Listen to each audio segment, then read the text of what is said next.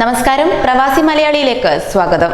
Ukraine വിമാനം ഇറാനിൽ തകർന്നു വീണ് 176 പേർ മരിച്ച സംഭവത്തിൽ നിർണായക തെളിവുകളുമായി Ukraine security and defence council secretary Danilo. Iran missile കോക്പിറ്റിന്റെ തൊട്ടു താഴെ തന്നെ പതിച്ചതിന്റെ വ്യക്തമായ തെളിവുകൾ ലഭിച്ചിട്ടുണ്ടെന്നും പൈലറ്റിന് സന്ദേശമയക്കാൻ സാധിക്കാതിരുന്നത് മിസൈൽ പതിച്ച ഉടൻ തന്നെ അവർ കൊല്ലപ്പെട്ടതുകൊണ്ടാണെന്നും സംശയിക്കുന്നതായി ഡാനിലോ പറഞ്ഞു. വിമാനം തകർന്ന ടെഹ്റാന് സമീപം തെളിവെടുപ്പ് നടത്തുന്നതിനായി ഉക്രൈൻ വിദഗ്ധ സംഘം പുറപ്പെട്ടിട്ടുണ്ട്. ഞങ്ങൾക്ക് ആവശ്യമായ തെളിവുകൾ ലഭിച്ചിട്ടുണ്ടെന്നും ഇറാന് ഇനി ഈ ഉത്തരവാദിത്തത്തിൽ നിന്നും പിന്മാറാൻ സാധിക്കില്ലെന്നും അദ്ദേഹം പറഞ്ഞു. ഉക്രൈൻ പ്രതിനിധികൾ BBC-യുമായി പങ്കുവച്ച അപകട ദൃശ്യങ്ങളിൽ മിസൈൽ വിമാനത്തിൽ വന്നിടിച്ച ഭാഗം വ്യക്തമായി കാണാൻ സാധിക്കുന്നുണ്ട്. മിസൈൽ വിമാനത്തിന്റെ അടിഭാഗത്തുകൂടി വന്ന് കോക്പിറ്റിൽ ഇടിച്ചതിന്റെ അടയാളങ്ങളും ദൃശ്യങ്ങളിൽ വ്യക്തമാണ്.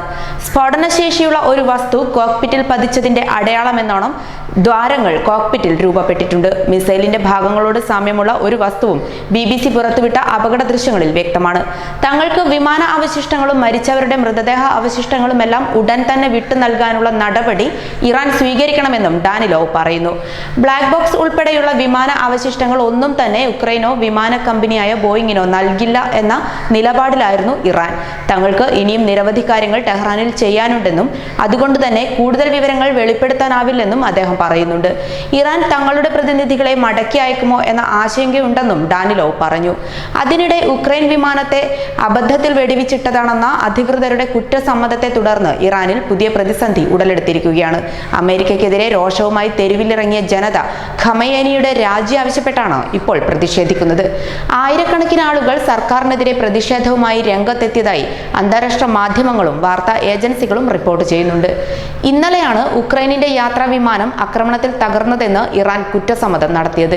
കഴിഞ്ഞ 2 ദിവസം മറ്റു രാജ്യങ്ങൾ ഇക്കാര്യം ആരോപിച്ചപ്പോൾ നിഷേധിക്കുകയായിരുന്നു ഇറാൻ ചെയ്തത്. 176 പേരുടെ മരണത്തിനിടയാക്കിയ കയ്യബദ്ധം സർക്കാരിന് പുതിയ വെല്ലുവിളി സൃഷ്ടിച്ചിരിക്കുകയാണ്.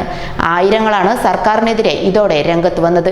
കമാൻഡർ ഖമേനി രാജിവെക്കുക എന്ന ആവശ്യമായിരുന്നു പ്രകടനത്തിൽ ഉയർന്നത്. ഇറാനിൽ സംഘർഷാവസ്ഥ നിലനിൽക്കെ എന്തിനാണ് വ്യോമപാത തുറന്നു നൽകിയതെന്നും വിമാനത്തെ പറന്നുയരാൻ സമ്മതിച്ചത് എന്നുമുള്ള ചോദ്യങ്ങളാണ് പ്രതിഷേധക്കാർ ചോദിക്കുന്നത്.